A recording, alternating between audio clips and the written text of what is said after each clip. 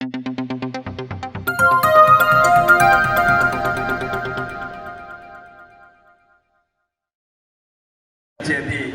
వాళ్ళందరూ ఒకటైతే ఆ కసి కూడా మాకు పెరుగుతుంది. అప్పుడు 3 లక్షల ఓటుతో గెలిపిస్తామని అంటున్నారు. ఎన్నో మాటలు మాట్లాడుతుంది, తప్పనిసరిగా మనం తిరుగుతాం, ఎన్నో కార్యక్రమాలు చేస్తాం. కానీ మదన్ మాత్రం ఒక రౌండ్ అయిపోయింది, ఒక రౌండ్ ప్రచారం అయిపోయింది. వాళ్ళు ఇప్పుడిప్పుడే మొదలు పెడుతున్నారు. కానీ ఇదే స్పీడ్లో మనం తీసుకోవాలి ఇది. కానీ మనము మోడీకి చేవెళ్ళ సీట్ గ్యారెంటీ ఇస్తామా?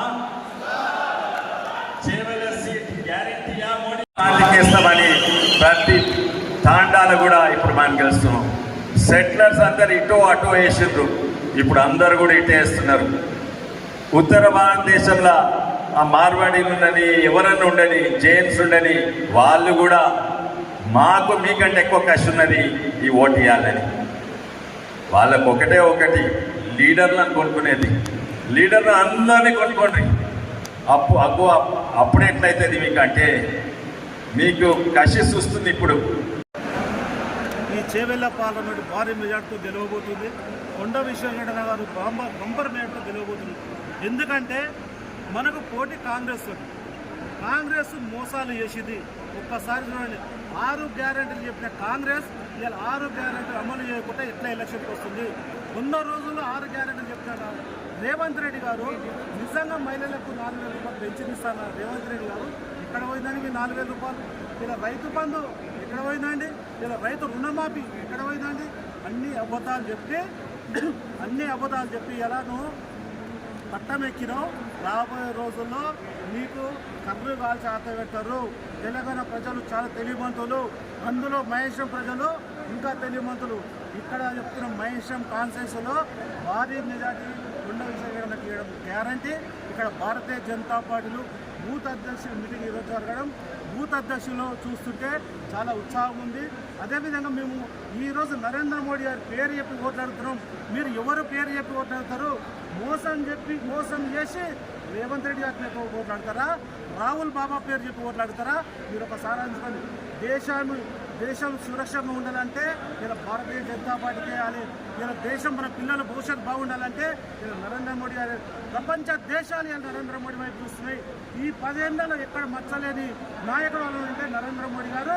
అందులో ఉన్న మంత్రులు మీరు ఒకసారి చూడండి. ఇలా రామ మందిరం కానీ, త్రిపుల్ తలాక్ కానీ, ఈ విధంగా చెప్పుకుంటే 370 ఆర్టికల్ కానీ, మొన్న మహిళలకు రిజర్వేషన్ కానీ, ప్రపంచ దేశాలు నరేంద్ర మోడీ వైపు చూస్తున్నాయి.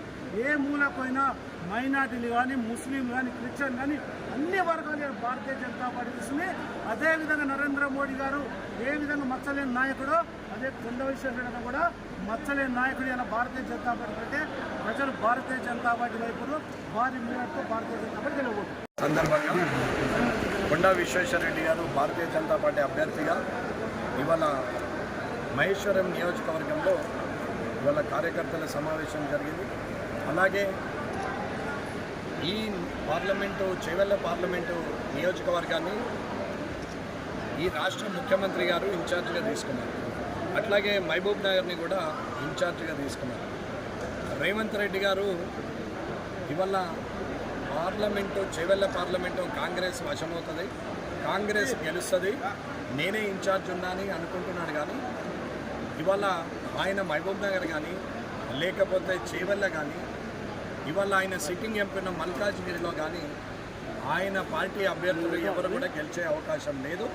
అనవసరమైన వ్యయప్రయాసాలు కూర్చి ఒక ముఖ్యమంత్రిగా నేను ఛార్జ్ తీసుకుంటున్నా అంటే చరిత్రలో ఏ ముఖ్యమంత్రి కూడా నేను ఈ పార్లమెంట్కి ఇన్ఛార్జిని, ఎమ్మెల్యేకి ఇన్ఛార్జిని అనలేడు.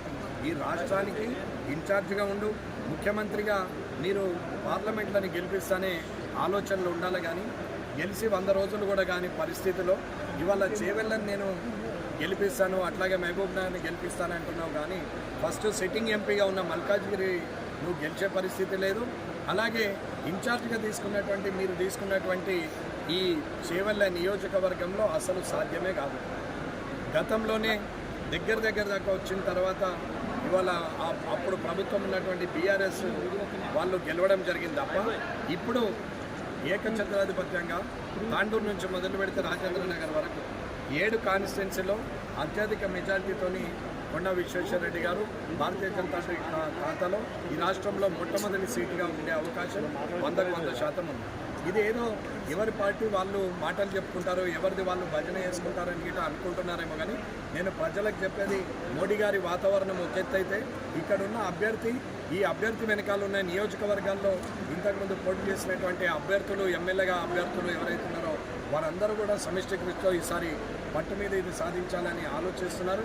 అలాగే ఇవాళ 1,00,000 ఓట్లు సాధించినటువంటి ఈ మహేశ్వరం నియోజకవర్గంలో చూస్తే అర్థమవుతుంది. ఇక్కడి నుంచే కనీసము 2 లక్షల ఓట్లతోని ఇక్కడి నుంచి మొదలై 7 కాన్స్టిట్యున్సీలో ఖచ్చితంగా ఇవాళ 1,00,000 2 లక్షల మెజారిటీతోని గెలిచే పరిస్థితిలో ఈ నియోజకవర్గం ఉంది. చేవెళ్ళ పార్లమెంట్ నియోజకవర్గం కొండా రంగారెడ్డి గారి పేరు మీద ఏర్పడినటువంటి ఈ జిల్లాలో ఈ చేవెళ్ళ నియోజకవర్గంలో వారి మన్మడైనటువంటి మంచి స్వభావం ఉన్నటువంటి వ్యక్తి, ఇంతకుముందు ఎంపీగా చేసి ప్రజలకు అత్యంత దగ్గర ఉన్నటువంటి వ్యక్తి కొండా విశ్వేశ్వరరెడ్డి గారు విజయం తథ్యమని చెప్తున్నాను. దీని వెనకాల భారతీయ జనతా పార్టీ కార్యకర్తల కష్టం, ఫలితం ఖచ్చితంగా ఉంటుంది. ఈ నియోజకవర్గం మాత్రము 100% ఉంటుంది. ముఖ్యమంత్రి గారు మీరు ఒకవేళ కావాలనుకుంటే యావత్తుగా మీరు వచ్చి చేవెళ్ళలోనే ఈ చేవెళ్ళ నియోజకవర్గంలో వచ్చి కూర్చోండి. ఇక్కడే మీరు చేసుకొని కూర్చున్న మిమ్మల్ని ఇక్కడ ఓడగొట్టడం మాత్రం తథ్యమని తెలియజేస్తుంది. ఈరోజు మహేశ్వరం అసెంబ్లీల కార్యకర్తల సమ్మేళనం అయింది. ఇది కేవలము బూత్ అధ్యక్షులు ఇంకా మీది నాయకులు మాత్రమే, వేలాది మంది వచ్చారు. ఇది బ్రహ్మాండంగా జరిగింది. దీనికి ముఖ్య అతిథులు ఒక లెజెండ్, మన భారతదేశంలో లెజెండ్ కాటపల్లి వెంకటరమణారెడ్డి గారు. వారు వచ్చి అందరు కార్యకర్తలను, బూత్ అధ్యక్షులను చాలా ఇన్స్పైర్ చేసిండ్రు. ఇప్పుడు ఆ కసి పెరిగింది ఏంటంటే 2 లక్షలు కాదు 3 లక్షలతో బీజేపీని గెలిపించాలని. అది సాధ్యము, సర్వేలు కూడా అదే చూపెడుతున్నది.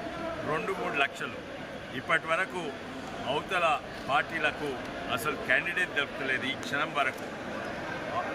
అప్పటికే మాది ఒక రౌండ్ క్యాంపెయినింగ్ అయిపోయింది. ప్రతి వర్గము, ఎన్నో వర్గాలు పోయినసారి మాకు ఓటు అయిన వాళ్ళు కూడా ఇప్పుడు ఓటేస్తానికి తయారైంది. మా మీద పోయినసారి దుష్ప్రచారం చేసింది ఏంటంటే మేము బీఆర్ఎస్ ఒకటే అని. మా ఎలక్షన్స్ అప్పుడు ఇంతకుముందు దొంగ ఓట్లు దాదాపు 25,000 ఉండే. ఇవన్నీ సమస్యలు ఉండప్పుడు ఇప్పుడైతే మోడీ గారు అండ్ రాహుల్ గాంధీ మధ్యలో ఓటు ఉన్నది.